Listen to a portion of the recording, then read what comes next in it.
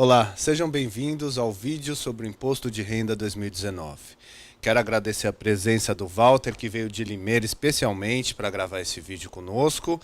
Ele é o representante do Imposto de Renda para a 8ª Região Fiscal, ou seja, para o Estado de São Paulo, mas originalmente, ele fica em Limeira. Quero agradecer também o Douglas, que vocês não estão vendo, que está no bastidores, né, nos ajudando nas gravações. Tá bom? Walter, conta pra gente. Tudo que a gente precisa do imposto de renda, a gente conta na página da Receita, no receita.economia.gov.br, é isso? Exatamente. Olá a todos que estão acompanhando. Partindo desta página, você tem toda a orientação devidamente organizada numa forma fácil para que o contribuinte que vá até a nossa página obtenha todas as informações para fazer com segurança a sua declaração. Eu recomendo a todo mundo o seguinte: precisa de uma informação, quer baixar o programa, quer saber alguma coisa? Entra, receita.economia.gov.br, porque eventualmente você pesquisa no Google e vai encontrar outros sites que não são oficiais, ou de repente até um site que seja parecido, porém possa ser malicioso, possa roubar os dados, possa fazer N situações. Então, sempre, receita.economia.gov.br. Né? No site da Receita, você vai encontrar a indicação do nosso hot site, do Imposto de Renda. Existe um site específico para o Imposto de Renda 2019. Então vamos entrar lá e o Walter vai começar nos contando quais são as novidades desse ano, Walter. Um ano de poucas novidades. A mais importante para o contribuinte e que impacta a sua declaração é a exigência do CPF para todo e qualquer dependente e também alimentando. Até o ano passado, exigíamos para alimentandos e dependentes a partir de 8 anos de idade. Este ano, todo e qualquer dependente somente com CPF. Temos outras pequenas melhorias, nós mexemos na ficha rendimentos tributáveis recebidos de pessoa física e do exterior. No momento do preenchimento, a gente volta a falar nisso, mas lá nós deixamos de forma mais clara a coluna onde o contribuinte informa o rendimento de pensão alimentícia. Essa coluna era simplesmente outros e no ajuda falávamos que pensão alimentícia seria informada ali. Agora nós colocamos pensão alimentícia e outras.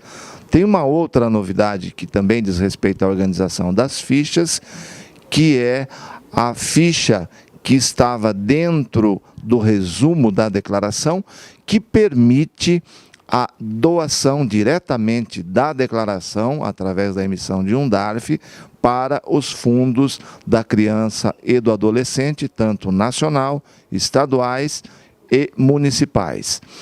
Essa ficha, por sugestão de contribuintes que alegaram que estava um pouco escondida, o que nós fizemos? Jogamos essa ficha junto com as demais fichas de preenchimento de rendimentos e também com a ficha pagamentos e doações. Quando formos abordar preenchimento, a gente detalha essa novidade também. Walter, aqui a gente observa que tem download de programa e meu imposto de renda. Quais são as formas que a pessoa pode preencher o imposto de renda nesse ano de 2019? Lembrando que desde o último dia 25 de fevereiro, o aplicativo IRPF 2019 já está disponível. A entrega começou no dia 7 de março, foi o primeiro dia em que o contribuinte conseguiu entregar, transmitir sua declaração. A exemplo do que ocorreu no ano anterior, ele tem duas formas que se desdobram em 3 maneiras de se entregar o imposto de renda. Primeira, tradicional hoje, que é baixar o programa IRPF 2019, lembrando que ele traz empacotado no mesmo arquivo digital também o programa que nós usamos para transmissão, que é o Receita Net. Hoje você não tem que baixar os dois mais. No momento você preenche, termina de preencher, clica em entregar a declaração, o sistema aciona de forma transparente o aplicativo Receita Net e entrega a sua declaração. Esta é a forma preferida. Hoje a maioria dos contribuintes entrega usando o aplicativo IRPF 2019. Nós temos também um outro aplicativo, que eu diria até que é um ambiente de processamento, que é o Meu Imposto de Renda. Já este ambiente permite duas formas de entrega. A primeira, através de dispositivos móveis, celulares e tablets, onde o contribuinte preenche e da mesma forma faz a entrega da declaração. E usando também o ambiente Meu Imposto de Renda, acessando no computador de mesa ou no desktop, no notebook ou laptop, ele consegue online preencher e entregar a declaração, lembrando que, como ele está acessando o ECAC, ele precisa de um código de acesso ou de um certificado digital. Ele faz o preenchimento e também a entrega da declaração. É importante lembrar ao contribuinte que esses meios do Meu Imposto de Renda, tanto dispositivos móveis quanto preenchimento na própria página da Receita no ECAC, tem algumas restrições. Nós recomendamos uma olhadinha lá na Instrução Normativa número 1871, de 20 de fevereiro passado, Diário Oficial do dia 22/2, lá está no artigo 5º as restrições, entre elas valores, algumas fichas, quando o contribuinte utiliza do que nós chamávamos de anexos lá no passado, hoje nós chamamos de demonstrativos, quando ele utiliza, por exemplo, ganho de capital, aí ele não consegue utilizar este meio de entrega. Então, Walter, explica um pouquinho como funciona o simulador de alíquotas efetivas. O simulador, na verdade, nós criamos há alguns anos na página. Há bastante tempo nós temos na página da Receita, na internet, o simulador de alíquota efetiva. O que ele faz? Ele leva em conta o que efetivamente o contribuinte está pagando de imposto. Ou seja, ele faz refletir através do cálculo não apenas os degraus de tributação da tabela progressiva, como ele leva em conta também aquelas deduções que o contribuinte utilizou. Quando ele está utilizando deduções e abatimentos, ele está excluindo da sua base de cálculo uma parte dessa base de cálculo e, por consequência, reduzindo a alíquota efetiva.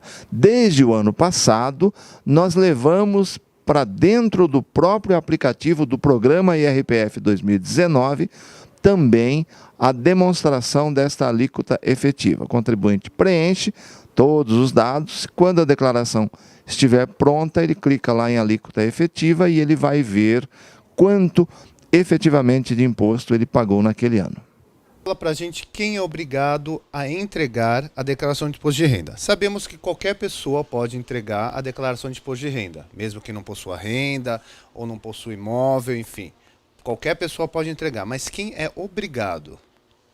Exatamente. E essa informação ela está no artigo 2º da Instrução Normativa 1871, de 20 de fevereiro de 2019. São 7 condições de obrigatoriedade e é importante lembrar que basta que o contribuinte esteja incluso em apenas uma delas para que ele esteja obrigado à entrega. E que nem toda condição de obrigatoriedade vem do recebimento de rendimentos. Claro que algumas delas, e as principais, vêm do rendimento, mas existem outras também. Nós vamos dar uma passada rápida. Primeira condição de obrigatoriedade: ter recebido no ano de 2018 rendimentos tributáveis sujeitos a ajuste, por exemplo, salário, aposentadoria, rendimento de aluguel, entre outros, cujo somatório tenha superado R$ 28.559,70. Da onde vem esse número? Esse número é o somatório da primeira faixa da tabela hoje vigente, R$ 1.903,98, vezes os 12 meses e com um percentual de 25% em cima. 1,25 é o que nós multiplicamos esse número por causa do desconto simplificado de 20%, para evitar que pessoas, ao lançar o 20% a menos, já esteja obrigado. Então a gente elevou esses 25%. Quem gosta de matemática pode fazer a conta. Se na ida eu estou multiplicando por 1,25, quando eu multiplicar esse resultado por 20%, eu volto ao valor original. E é exatamente isso que nós fizemos neste cálculo. Então, obrigatoriedade para rendimento tributável sujeito a ajuste, R$ 28.559,70. Segunda condição de obrigatoriedade, também diz respeito a rendimento. Só que, neste caso, duas outras naturezas de rendimento, que é rendimento isento ou não tributável, por exemplo, distribuição de lucro, rendimento de caderneta de poupança, rendimento de LCI e LCA, que são aplicações financeiras isentas, entre outros. Doação recebida é importante incluir nesse rol também, é um rendimento isento. Contrapartida de um bem recebido por herança, por exemplo, é um rendimento isento. Ou a outra natureza que está nesse item é rendimento tributado exclusivamente na fonte. Principal exemplo é o 13º salário, que por lei ele tem essa natureza de tributação.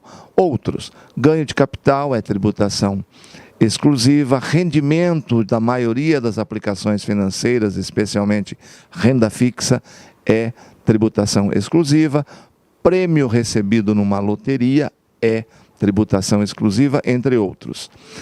O somatório, ou individualmente, uma dessas duas naturezas, atingiu R$ 40 mil, isoladamente, isso obriga o contribuinte à entrega da declaração. A próxima condição de obrigatoriedade, eu vou seguir a ordem aqui, é a atividade rural, né? Atividade rural, se o contribuinte obteve exclusivamente rendimento de atividade rural, cuja receita bruta no ano de 2018 tenha sido superior a 142.798,50. Acertei, Luiz? Acertei. Por que esse número 142.798,50? Porque esse rendimento da atividade rural tem uma das suas formas de tributação pela aplicação de 20% da receita bruta. 20% desse número, 142.798,50, vai dar o mesmo valor de 28.559,70 que nós dissemos agora há pouco. Ainda nesse item tem duas outras condições derivadas aí de obrigatoriedade. A primeira é, se o contribuinte teve prejuízo da atividade rural em 2018, independentemente do valor desse prejuízo, e pretende compensar esse prejuízo com resultado positivo de anos futuros, ele está obrigado a entregar a declaração para mostrar ao fisco que ele tem um prejuízo a compensar. Da mesma forma, se ele possui prejuízo de anos anteriores e deseja compensar em 2018 ou, não tendo resultado em 2018, em exercícios futuros, também ele está obrigado à entrega da declaração. A próxima condição de obrigatoriedade é uma que gera alguma confusão, que nós esperamos que essa confusão seja eliminada agora com essa nossa fala, que diz respeito ao patrimônio do contribuinte em 31/12 do ano calendário, ou seja, 31/12 de 2018, pelo valor histórico de aquisição, quando se tratar de bens móveis e imóveis, saldos bancários para conta corrente e poupança, valores originais de aplicação, quando se tratar de aplicação financeira, e esse somatório todo, bens e direitos do contribuinte, passe de R$ 300 mil. Isto é para determinar a condição de obrigatoriedade de entrega. Não confundir esse R$ 300 mil com a obrigatoriedade de se declarar um bem para aquele contribuinte que se incluiu em outra condição, qualquer uma das outras 6. É aqui que reside a confusão. As regras que estão nessa ficha, quem quiser, no momento do preenchimento, pressiona F1, as regras estão lá, são valores muito menores que o 300 mil. Por exemplo, bens móveis e imóveis, a partir de R$5.000, eles devem constar da declaração do contribuinte que está obrigado à entrega. Saldos bancários e aplicação financeiras, a partir de R$140 já deve constar na declaração. Lotes de ações, a partir de R$1.000. Quem quiser ver as demais regras, dá uma olhadinha lá, F1, estando nessa ficha, vai mostrar as regras para declarar bens. O 300 mil é para identificar a obrigatoriedade de entrega. O próximo é condição de residente no Brasil. Quando o contribuinte sai do país em ânimo definitivo ou tendo saído com ânimo temporário, a partir do primeiro dia do 13º mês de ausência, esse contribuinte passa para a condição de não residente no país. E uma das coisas que ele faz é entregar a sua declaração de saída definitiva, exatamente para dizer ao fisco brasileiro: a partir desse momento, me tribute como não residente, e a partir desse momento eu não entrego mais declaração de imposto de renda, ou seja, declaração de ajuste anual. Então, se na saída ele entrega a declaração de saída definitiva para dizer ao fisco que não está mais obrigado à entrega, quando ele volta ao país, ou seja, passa a condição de residente no país e em 31/12 de 2018 ainda se manteve nesta condição, ele tem que entregar a declaração de imposto de renda. É, por si só, condição de obrigatoriedade, ou seja, ele está voltando a declarar na condição de residente no país. E chegamos à última condição de obrigatoriedade, que foi inserida lá nos idos, faz tempo, hein? De 2006, que é a conversão da famosa MP do Bem, que virou a Lei 11.196 de 2005. É o artigo 39 que gera essa condição de obrigatoriedade. Só relembrando, este é o caso daquele contribuinte que vende um ou mais imóvel residencial para aquisição de um ou mais imóvel também na condição de residencial. Tudo isso num prazo de 180 dias contados, como data do início do prazo, qualquer manifestação de vontade, contrato, não o registro dele, mas um contrato entre as partes, contrato de venda, promessa de venda ou coisa parecida. Esse é o termo de início da contagem. Termo final, pagamento do imóvel, se foi um só, ou do último imóvel adquirido, se ele adquiriu mais de um. Quando isso ocorre, por força do artigo 39, o contribuinte tem isenção do total aplicado na aquisição desses novos bens. E como o próprio artigo 39 diz que o contribuinte pode usar este benefício uma vez a cada 5 anos, é através da declaração de imposto de renda que o fisco controla o uso desse benefício. É por isso que uma vez que tenha se beneficiado, tenha usado a isenção, ele fica obrigado à entrega, exatamente para que o fisco tenha o controle. O Luiz já disse na abertura, mas é importante relembrar que qualquer pessoa, mesmo desobrigada, pode entregar a declaração de ajuste anual. E se ela estava desobrigada, não há que se falar em multa nem em prazo. Ela entrega a qualquer tempo dentro dos 5 anos. A próxima condição de obrigatoriedade, ela é dupla e nós temos que diferenciar uma coisa da outra. A primeira diz respeito ao ganho de capital sujeito ao imposto, ou seja, o ganho de capital para obrigar o contribuinte à entrega, ele tem que ser tributável. Ganho de capital isento não gera essa obrigação. Quando há um ganho de capital isento, eu preciso ficar atento ao valor desse ganho. Porque se o valor desse ganho for superior a 40 mil, eu não estou obrigado pelo ganho de capital, mas estou obrigado pela condição anterior, ou seja, tive um rendimento isento acima de 40 mil reais. A segunda parte dessa condição de obrigatoriedade, ela diz respeito ao mercado de renda variável. Ações, mercado futuro, mercado a termo e assemelhados.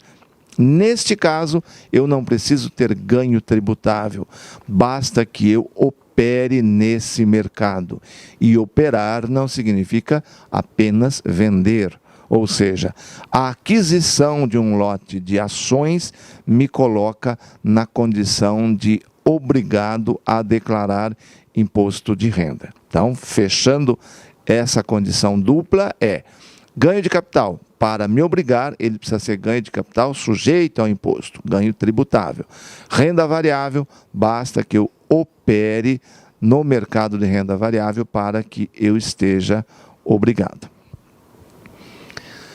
Ainda no artigo 2º, nós temos mais uma regra importante para lembrar para o contribuinte, que é qualquer pessoa, ainda que inclusa em qualquer uma das 7 condições que nós colocamos, e que conste como dependente de outro contribuinte declarante, ele não precisa entregar individualmente a sua declaração. Ou seja, estou obrigado, mas eu consto como dependente de alguém. Lá informo meus rendimentos, meu patrimônio, minhas deduções, minhas dívidas e ônus reais.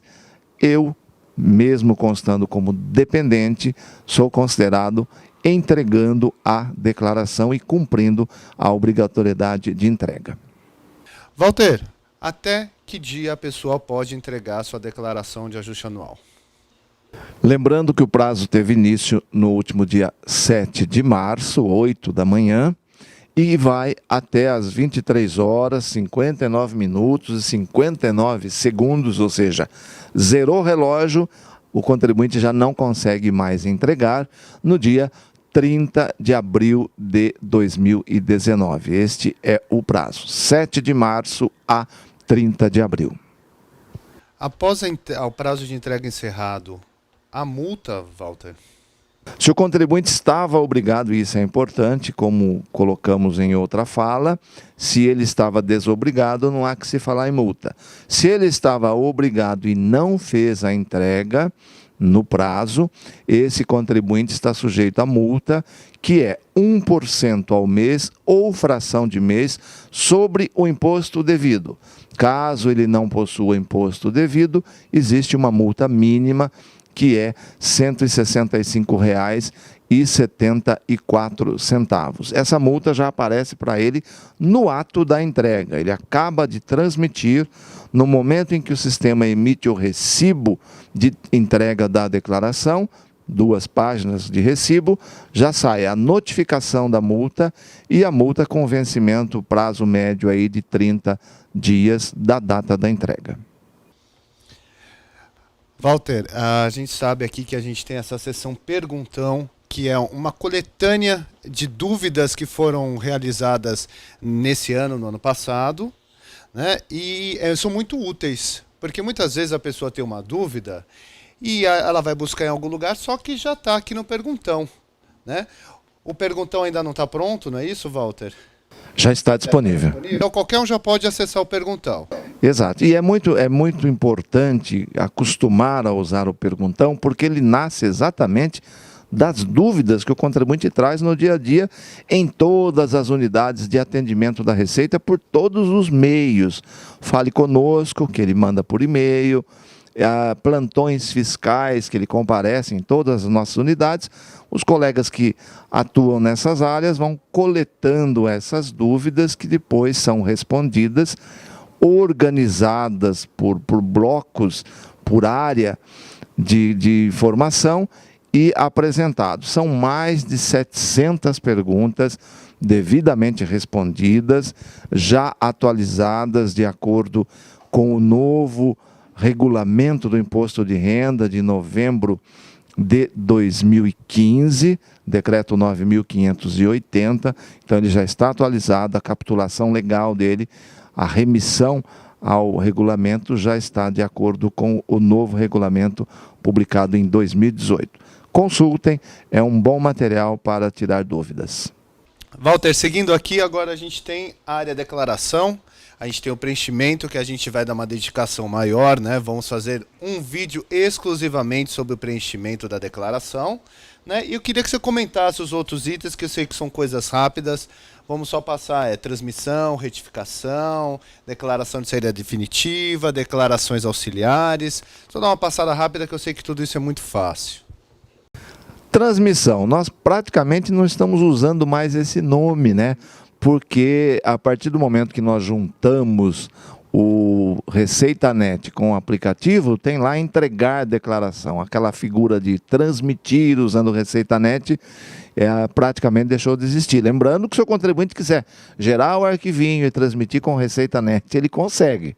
Continua funcionando. A gente apenas juntou os dois, integrou os dois para facilitar a entrega. Então, a entrega é exclusivamente pela internet, quando se utiliza o aplicativo IRPF 2019, e quando o contribuinte faz online, lógico, ele está trabalhando num ambiente online, que é o meu imposto de renda, tanto no dispositivo móvel, quanto no nosso ECAC.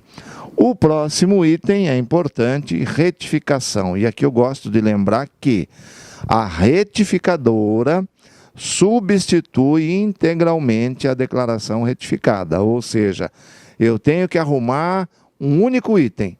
Se eu não tomar cuidado, eu posso estar arrumando um e estragando o outro. É muito importante que eu tenha a noção de que a retificadora vai substituir aquela declaração que eu tinha mandado antes.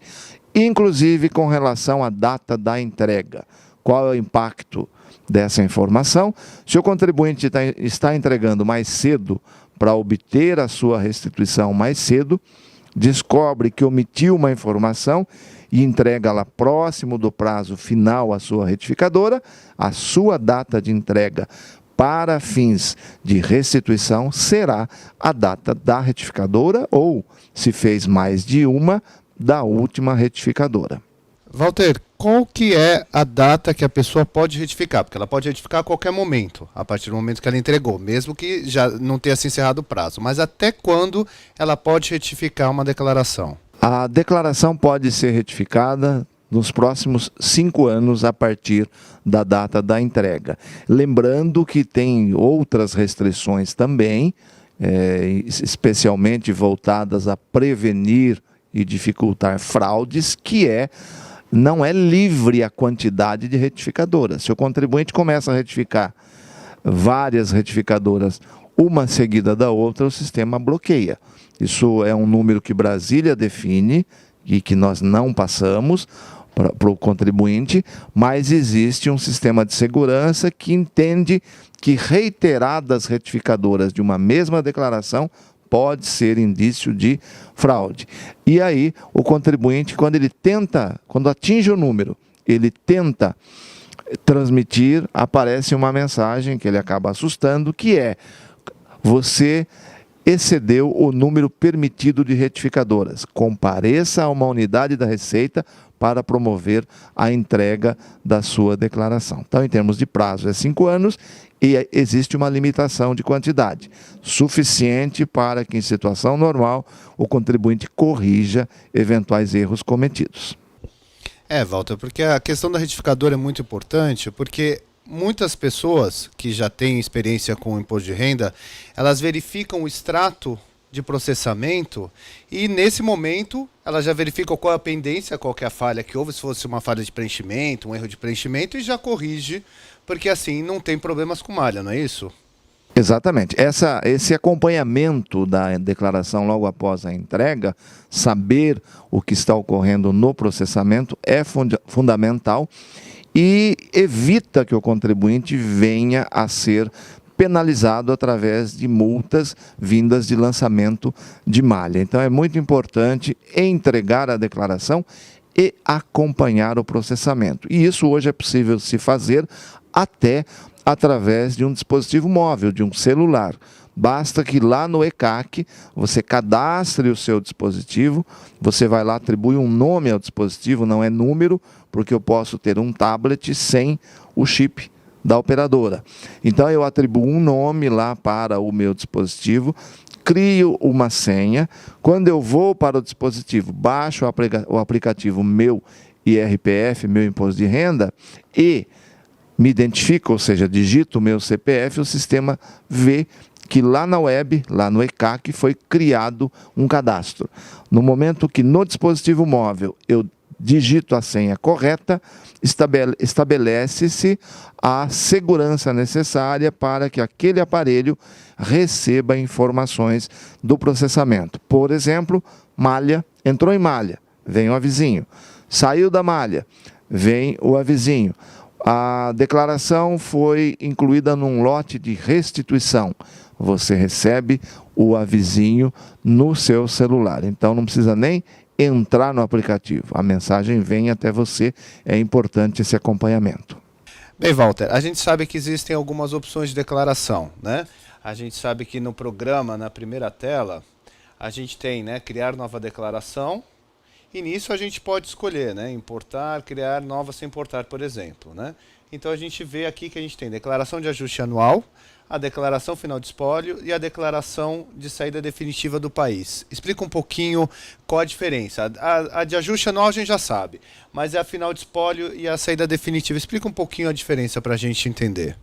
Lembrando que essas declarações eram programas distintos até pouco tempo. Em 2008, nós trouxemos a de final de espólio para dentro da declaração. Em 2010, veio a de saída definitiva. E aí as regras ficaram as mesmas, regras quanto a prazo de entrega. E um único aplicativo, na verdade, entrega uma das 3 declarações. O contribuinte hoje, pelas regras vigentes, ele está obrigado a uma delas, nunca a 2 delas no mesmo exercício. Ou entrega ajuste anual, ou final de espólio, ou saída definitiva. São declarações semelhantes, mas que guardam uma diferença muito importante. Primeira delas, quando eu falo em ajuste anual, que é o que nós estamos falando desde o início, estamos falando de uma declaração que compreende o ano todo. Ainda que o contribuinte não tenha tido renda o ano todo, por exemplo. Mas ela abrange o período de 1º de janeiro a 31/12. Então, se o contribuinte trabalhou só 6 meses, na hora que ele leva esse rendimento para dentro da declaração, esse rendimento de 6 meses é dividido por 12.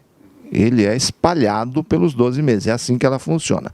Já a de final de espólio e a de saída definitiva no país são declarações proporcionais, ou seja, se eu faço uma final de espólio ou uma saída definitiva, os meses que aquela declaração contém vão de 1º de janeiro até a data do evento. Se for o evento da final de espólio, é a sentença, né?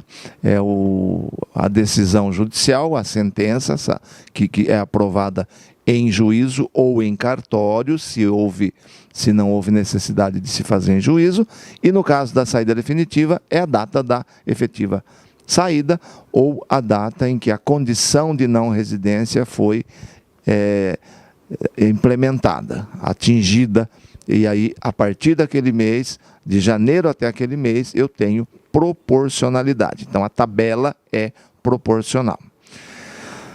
O que mais que tem de importante dessas declarações? Elas têm suas regras específicas, lembrando que as condições de obrigatoriedade da final de espólio e da saída definitiva não tem nada a ver com as regras que nós colocamos relativa a ajuste anual. Condição de obrigatoriedade da final de espólio: existência de bens a inventariar na data da morte, não na data de entrega, porque o bem pode ser vendido durante o inventário. Mas na data da morte, há bens a inventariar, nasce ali a obrigatoriedade de entrega da final de espólio. Saída definitiva, o próprio nome já diz, né? Houve a saída, de forma definitiva, ou atingiu-se a condição de não residente no ano calendário, 30 de abril do ano seguinte eu tenho que entregar a declaração de saída definitiva do país. A declaração de saída definitiva, Walter, a gente sabe, né, que é aquela pessoa que mudou, foi embora do país e entrega ela com os dados dela. A declaração final de espólio, muitas pessoas têm essa dúvida. Com que dados você entrega? Por exemplo, qual CPF você vai usar na declaração final de espólio? A do espólio. O responsável pela entrega é o inventariante. Tem que ter alguém que faça essa entrega e que responda perante o fisco. Entretanto, o contribuinte é o espólio, é o falecido, e aquela declaração, hoje, a baixa do CPF não é tão importante, uma vez que já no ato da morte o cartório já manda para a Receita e o nosso cadastro passa a titular falecido. Então, hoje, a função principal da declaração final de espólio é distribuir os bens e direitos aos legítimos herdeiros. Walter, explica para a gente o que são declarações auxiliares, né? Aqui a gente abriu a tela, uma declaração fictícia, né? Uma nova declaração fictícia, e aqui no menu a gente encontra a parte em fichas de declaração, tem importações, né? Então explica um pouquinho para a gente o que são, o que vai dizer cada um aqui, ou como funciona essa questão das declarações auxiliares, né? Da importação das declarações auxiliares. São aplicativos, são declarações que são preenchidas durante o ano calendário, conforme a movimentação e a situação do contribuinte, e que depois geram um arquivinho de exportação, e por isso essa tela de importação desses dados. São o demonstrativo de apuração de ganho de capital, que hoje, inclusive, inclui o ganho de capital em moeda estrangeira, que eram aplicativos distintos até 2017. Em 2018 a gente juntou num só. Então é o carnê, aliás, o ganho de capital, que eu estava dizendo, ganho de capital 2018, ou seja, houve uma operação sujeita ao ganho de capital. Eu calculei, recolhi o ganho de capital, eu gero o arquivinho, exporto e agora importo para a declaração de 2018.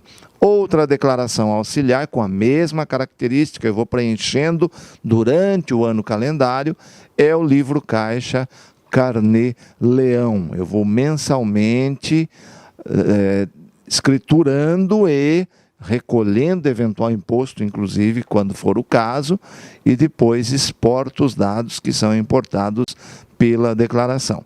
O terceiro programa auxiliar ou declaração auxiliar é o livro caixa da atividade rural 2018. Lembrando que para o ano que vem nós teremos a implantação de um novo livro caixa eletrônico da atividade rural para valores mais altos, superiores a 3.600.000 reais de receita bruta da atividade rural.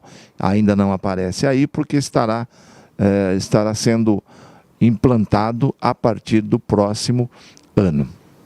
Aqui nós temos, para explicar a ficha inteira, né, já que está aparecendo a ficha aí, a possibilidade também, já há alguns anos implementamos essa melhoria, de se importar, quando a fonte pagadora disponibilizou em meio eletrônico e dentro do layout que o programa consegue ler e entender, é possível importar os informes de rendimentos do contribuinte e também os informes das despesas com planos de saúde. Não há, neste caso, a necessidade do contribuinte digitar os dados. Ele importa esse arquivinho, que deve estar num formato padronizado pela Receita, e o sistema distribui nas respectivas fichas. Walter, vamos falar sobre o processamento da declaração de imposto de renda, né? A gente sabe que no processamento a gente verifica o extrato da declaração, né? Muitas vezes é só uma correção que você tem que fazer, daí você faz a retificadora, que obviamente a gente acaba conversando aqui sobre o item regularização de pendências, que é através da retificadora. Só que em muitos casos, Walter, você continua apresentando no extrato da declaração um erro, né? Um erro chamando de uma forma, né, grossa, né? Um erro, né? E daí, o que acontece depois disso? Né? Você consegue antecipar a malha, você consegue, por exemplo, se regularizar antes, a hora que você verifica quais são as pendências, ou você tem que esperar ser intimado, tem que esperar ser notificado? Como é que funciona esse processo todo quando a pessoa continua na malha, mesmo que ela tenha feito a retificadora? Uma geral sobre o processamento. É importante lembrar, até porque tem notícias na imprensa que não são exatamente isso, que o processamento é imediato. O contribuinte acaba de entregar a sua declaração, quase que instantaneamente ocorre o processamento dessa declaração e os cruzamentos, eles começam inclusive antes da transmissão. No momento que o contribuinte clica em entregar a declaração, mais de 20 cruzamentos são feitos ali em tempo real para impedir que uma declaração com inconsistência chegue até a base da Receita. Então, ele já retorna a informação dizendo não foi possível entregar porque existe tal erro, e o contribuinte corrige e manda correto. Entregou, caiu em malha, ou seja, registrou-se uma pendência. Nós recomendamos que o contribuinte monitore, já dissemos isso, que acompanhe através do ambiente Meu Imposto de Renda o seu extrato de processamento. Espere, quem entregou muito cedo, apenas que espere o prazo, pelo menos até o final do prazo, para que todas as informações estejam processadas e aí faça a regularização. Mas nem toda pendência é erro. Existe a pendência que é erro e aí o contribuinte faz a chamada autorregularização, ou seja, ele detecta a omissão ou o erro e corrige através da retificadora. Mas tem aqueles casos em que o contribuinte está em malha, mas está tudo correto. Ele precisa apresentar uma documentação que comprove a informação trazida para a sua declaração. É o caso que você colocou, que nós temos a figura da antecipação do atendimento malha. Esse tipo de atendimento não é imediato. Ele é liberado, tem sido liberado nos últimos anos, a partir do primeiro dia útil do ano seguinte ao da entrega. Então, a declaração de agora, 2019, que gerar uma pendência, por exemplo, despesa médica sujeita à comprovação, a partir de 2 de janeiro de 2020, o contribuinte poderá fazer a antecipação de atendimento malha. Onde? Lá no próprio ECAC, onde ele verifica o processamento. Lá no rodapé estará como resolver. Esse como resolver inclui, a partir de janeiro do ano que vem, a antecipação de atendimento malha. Feito, clicando-se na antecipação, ele vai se gerar um agendamento para entrega dessa documentação e também o rol dos documentos necessários para se comprovar que aquela situação declarada está correta. A partir daí, a documentação é entregue numa unidade da Receita e a retaguarda vai fazer a análise dessa pendência. Não aconteceu isso, quer dizer, o contribuinte não retificou, não corrigiu. Ficou em malha para comprovar a documentação, o contribuinte também não fez nada, ou seja, ele se omitiu. A Receita toma a iniciativa de notificá-lo ou de lançá-lo.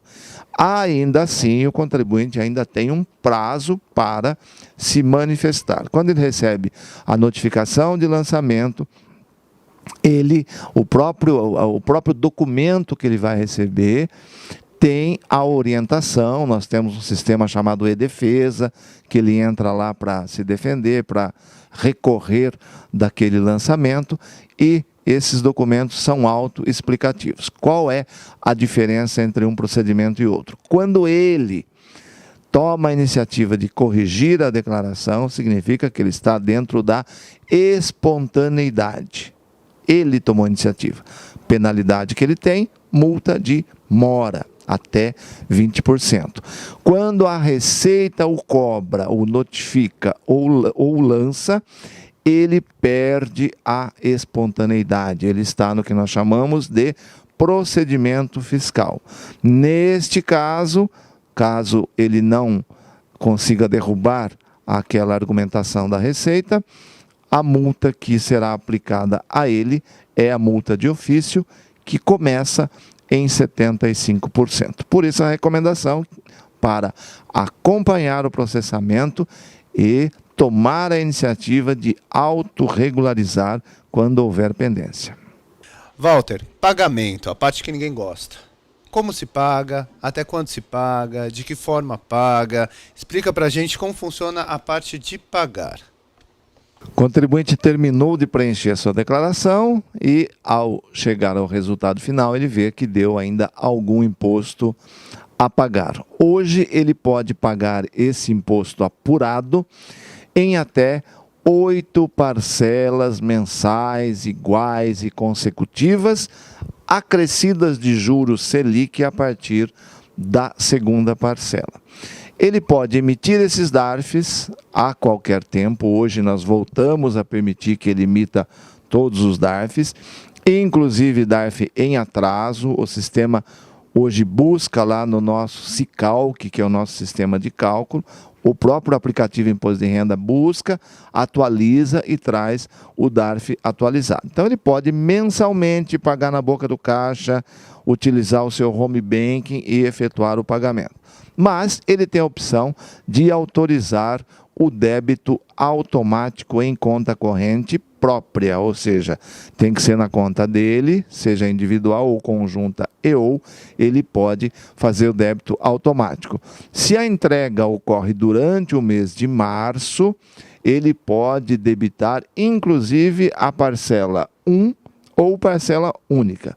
Se a entrega for feita depois de passado o mês de março, ele pode autorizar o débito automático a partir da segunda parcela até a última, oitava, se for o caso.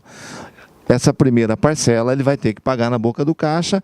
É uma segurança até exagerada da Receita, mas para não haver problema, ou seja, o contribuinte pode cometer o seu erro. Nós não podemos induzi-lo a ter prejuízo ou erro. Por isso que a primeira parcela, a primeira cota, fica de fora. Outra informação importante sobre pagamento. Eu consigo incluir, cancelar débito automático lá no ECAC, lá no meu imposto de renda, quando eu vou pesquisar a situação, o extrato de processamento. E preenchi a declaração, eu cheguei a um montante, eu decidi que está caro, está alto, vou pagar em 8 parcelas. Mas o meu caixa melhora durante esse prazo e eu resolvo pagar em menos. Posso? Claro, claro que pode. Neste caso, quando eu já mencionei um número maior de cotas e antecipo esses pagamentos, eu tenho que tomar cuidado apenas para pagar no valor correto. Vamos pegar um exemplo, eu fiz em 8 cotas, quando deu a 4ª cota, eu vi que eu tenho dinheiro para pagar todas. Eu vou pagar a 4ª, a 5ª, a 6ª, a 7ª e a 8ª, todas elas com o valor da 4ª, porque eu estou pagando no momento de vencimento da 4ª cota. E não preciso avisar o fisco. O sistema vai entender que você antecipou parcelas. Já ao contrário, não. Eu fiz em um pagamento. E depois vi que meu caixa não será suficiente para pagar integralmente em uma única cota. Eu quero fazer em 8 cotas. Neste caso, eu preciso retificar a declaração para que haja o parcelamento em 8 cotas. Se eu disser para o sistema que vou pagar em uma e depois pagar em 8, o sistema vai entender que eu estou pagando fora do prazo. Portanto, com multa nas parcelas. Enquanto que se eu retificar e informar que eu vou pagar em 8, eu tenho apenas o juro Selic calculado em cada uma. Então é importante ficar atento para essas especificidades. Walter, entregou a declaração, pagou cota única ou pagou uma parcela, depois fez uma retificadora, deu a mais ou a menos. Como é que funciona as outras parcelas? Ou se você pagou em cota única e de repente deu a menos ou deu a mais, como que vai funcionar tudo isso?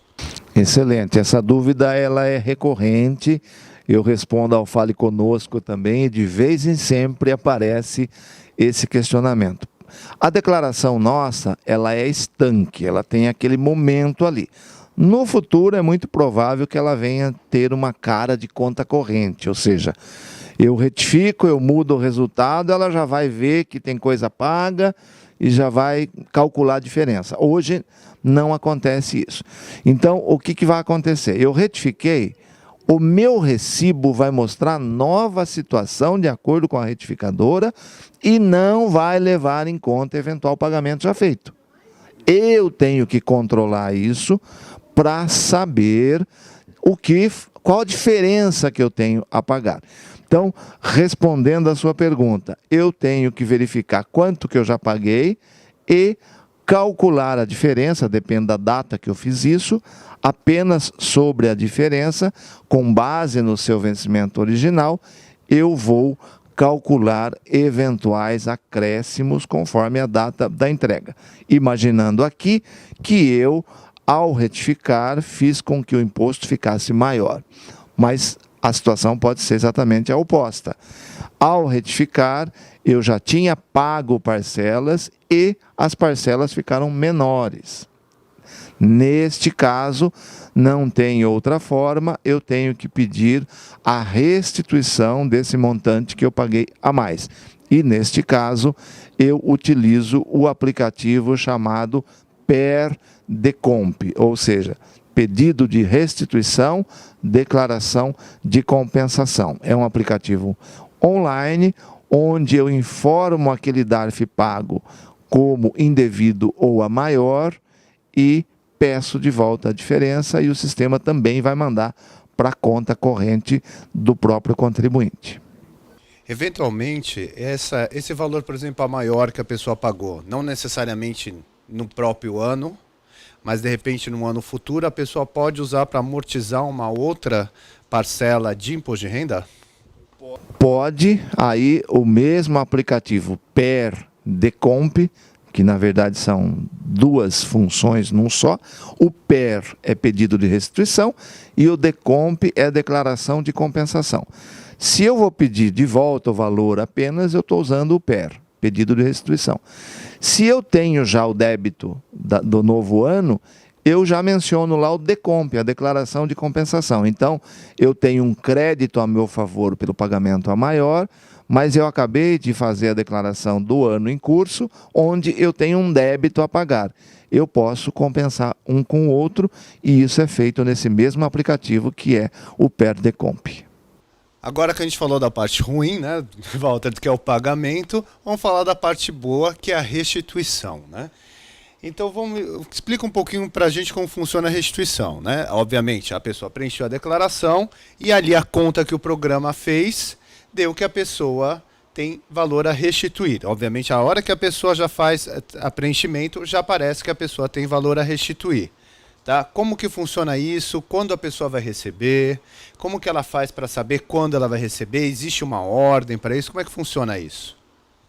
Preenchida a declaração, identificado que o resultado é imposto a restituir, o contribuinte que não tiver pendência, como nós falamos há pouco, ele passa a entrar na chamada fila de restituição. Como que essa fila funciona? Bom, primeiros a receber são aqueles que a lei assim determina, são as prioridades legais. Estatuto do Idoso, portador de necessidade especial, portador de moléstia grave e professores que declarem a sua principal fonte de renda vinda desta atividade. Atendidas essas prioridades, passa-se a obedecer a rigorosa ordem de entrega. É ordem de entrega à formação dos lotes. Os lotes são mensais, no dia 15 ou dia útil imediatamente posterior ao dia 15, e para 2019 nós já temos inclusive essas datas definidas. Os lotes serão pagos a partir de junho em 7 lotes regulares, sendo que o primeiro será em 17 de junho e o último em 16 de dezembro. Findo esse prazo, esses 7 lotes regulares, se o contribuinte não recebeu, é porque ele está com alguma pendência, ou seja, ele está em malha e não resolveu durante esse período. Aquele contribuinte que vai resolvendo as suas pendências durante esse prazo, de forma automática, respeitada a data de entrega, ele vai sendo incluído nos lotes seguintes conforme a liberação. Entregou a declaração, não pôs número de conta para crédito, lembrando que restituição é paga somente a crédito de conta corrente ou poupança, onde figure como participante o próprio contribuinte. Ou seja, ele não precisa ser o titular, ele pode ser o segundo titular, mas ele tem que estar na conta e a conta tem que ser do tipo solidária, ou seja, conta e ou. Se for uma conta e, o sistema não acredita. Se for uma conta salário, o sistema não acredita. Se ele precisar alterar o número da conta, os dados bancários, ele pode retificar a declaração, lembrando que a retificadora pode tirá-lo da fila, jogar para o fim da fila por causa da data. Ele também pode utilizar o ambiente do ECAC, o meu imposto de renda, para lá alterar os dados bancários para crédito.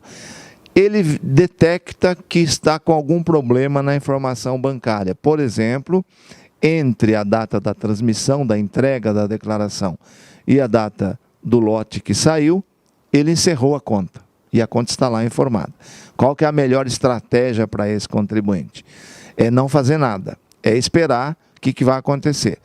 O pagamento da restituição nada mais é do que um DOC, um documento de crédito, tendo como emissor o Banco do Brasil e como destinatário a rede bancária credenciada que o contribuinte informou na sua declaração. Nesse momento, ele emite um DOC para uma conta que está inválida. O procedimento é o mesmo de um DOC que eu faço para a conta de qualquer outra pessoa. Ele, naquela noite da emissão, ele vai para o sistema de compensação, não se consegue acreditar, ele retorna, ele é devolvido. Devolvido para quem? Para o Banco do Brasil, que é o emissor. Então, quando uma restituição tem algum problema nos dados bancários, ela volta para o Banco do Brasil. Nossa recomendação é, no dia seguinte, à data em que o lote foi liberado para crédito, o contribuinte se dirija ao Banco do Brasil ou entre em contato com o serviço do 0800 do Banco do Brasil e reagende o seu crédito. É a forma mais rápida, demora um dia. Sai a restituição, no dia seguinte volta, ele pede, no outro dia já estará creditado na conta. É a forma mais rápida, mais correta de resolver esse tipo de pendência. Bem, Walter, eu acho que você deu esse apanhado geral, a orientação geral, né, que até o nome desse vídeo vai ser Orientações Gerais sobre o Imposto de Renda 2019, né? Lembramos que essas informações e outras informações úteis estão sempre disponíveis no site da Receita, no site oficial, receita.economia.gov.br, e a qualquer momento, qualquer pessoa pode acessar e verificar essas informações, até com a questão da lei que regulamenta o imposto de renda, né? E tem mais alguma coisa que você quer comentar com a gente, Walter, hoje? Eu acho que nós não pulamos nada aí, né? Então, temos um resumão das regras para este ano e daqui a pouco a gente volta para o preenchimento, né? Preenchimento da declaração, onde a gente vai passar pelo programa e vamos dar uma geralzona no programa para todo mundo se localizar. O que vai aonde, o que preenche aonde, quem preenche aonde, para justamente evitar que as pessoas tenham problema com a malha fiscal, né? Porque muitas vezes, né, Walter, a malha fiscal é uma questão de preenchimento errôneo, né? Exatamente. E a maioria dos casos, o contribuinte esquece ou informa de forma equivocada alguma coisa e precisa corrigir. Enquanto eu quero agradecer o Walter por estar aqui com a gente, disponibilizar seu tempo, que é super corrido nessa época. Quero agradecer o Douglas também, que está fazendo toda a parte de vídeo para a gente. E eu quero agradecer a vocês que estão assistindo a gente, tá bom? Muito obrigado, até a próxima.